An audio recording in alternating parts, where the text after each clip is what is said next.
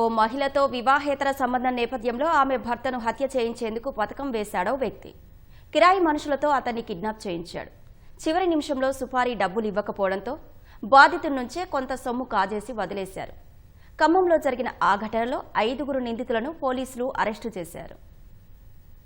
ఖమ్మం జిల్లా ముదిగొండ మండలం సువర్ణాపురం గ్రామానికి చెందిన కొండూరి రామాంజనేయులకు ఓ మహిళతో వివాహేతర సంబంధం ఏర్పడింది. ఆ విషయం ఆమె భర్తకు తెలియడంతో తరచూ గొడవలు జరుగుతున్నాయి. దీంతో అతన్ని హత్య చేయించేందుకు రామాంజనేయులు పథకం రచించాడు.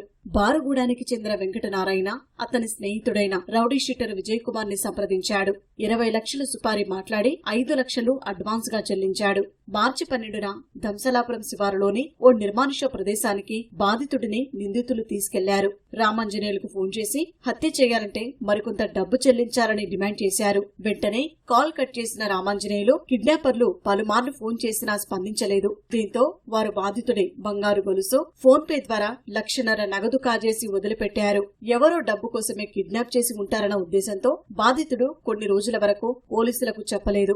ఆ తర్వాత ప్రాణభయంతో ఫిర్యాదు చేయగా పోలీసులు కేసు నమోదు చేసి ఏసీపీ రమణమూర్తి పర్యవేక్షణలో దర్యాప్తు చేశారు. నిందితులు ఖమ్మంలోని ఓ తోటలో సమావేశమైనట్లు సమాచారమందగా పోలీసులు దాడి చేశారు. రామాంజనేయులు, వెంకటనారాయణ, విజయ్ కుమార్, కృష్ణ, విజయ్ ని అదుపులోకి తీసుకున్నారు. 2 కత్తులు, ఎయిర్ గన్, 90,000 నగదు, 5 సెల్ ఫోన్లు, కారు స్వాధీనం చేసుకున్నారు. నిందితులను న్యాయమూర్తి ఎదుట హాజరుపరచగా 14 రోజుల రిమాండ్ విధించారు.